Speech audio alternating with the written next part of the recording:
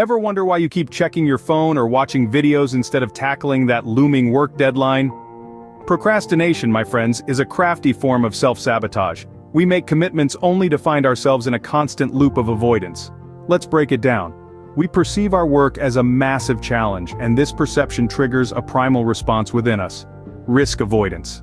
In other words, we instinctively veer towards tasks that are less challenging, less threatening, as a means to escape the discomfort associated with our main tasks. Interestingly, this isn't a conscious decision, but rather an internal mechanism to protect ourselves from potential failure or embarrassment. It's like our brain is trying to shield us from the harsh realities of our responsibilities, leading us into an endless cycle of delay and distraction. In essence, the more daunting a task seems, the more likely we are to put it off. This is the vicious cycle of procrastination. But what is it about those negative feelings that triggers procrastination, you may ask? Well, it's all about perception. Tasks that evoke negative feelings like stress, anxiety, or self-doubt quickly become prime candidates for procrastination. These emotions create a mental block, a wall that seems too high to climb, and so we naturally seek the path of least resistance. You see, humans are averse to discomfort. When faced with a daunting task, we often retreat into activities that offer immediate gratification or relief. This is the brain's way of self-soothing, of protecting itself from the perceived threat of failure, embarrassment, or even just hard work. Now you might be thinking, I'm not afraid of hard work, and you're probably right. But fear operates on a subconscious level.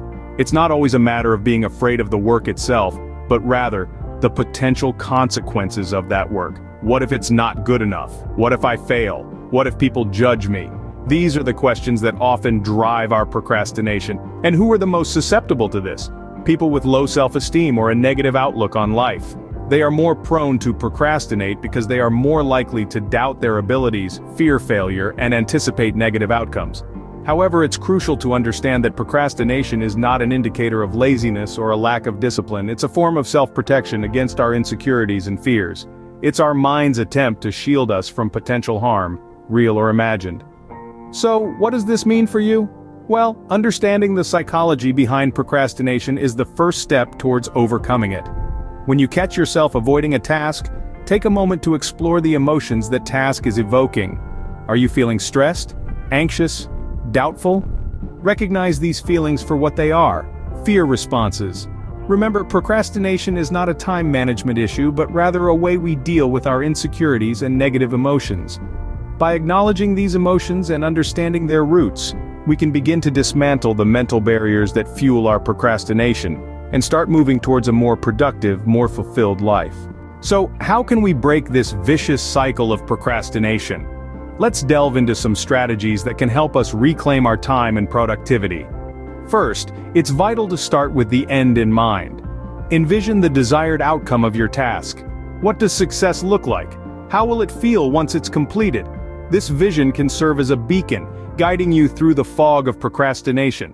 Next, break your task into smaller, manageable steps. The enormity of a task can often feel overwhelming, triggering that primal risk avoidance response. By dividing it into smaller parts, each step becomes less intimidating and more achievable. Controlling your environment can also play a crucial role. Dedicate a specific space for work, void of distractions. This signals to your brain that when you're in this space, it's time to focus, making it easier to get into a productive mindset. Keeping a journal about your feelings can also be beneficial. Documenting your emotions when you start a task, when you feel the urge to procrastinate, and after you've completed a task, can provide valuable insights. It allows you to identify patterns, understand triggers, and find ways to manage those negative emotions more effectively. Failure is a part of this process, and it's essential to extend forgiveness to yourself when it happens. Holding on to the negative emotions associated with failure can only fuel the procrastination cycle. Instead, use these experiences as opportunities for growth and learning.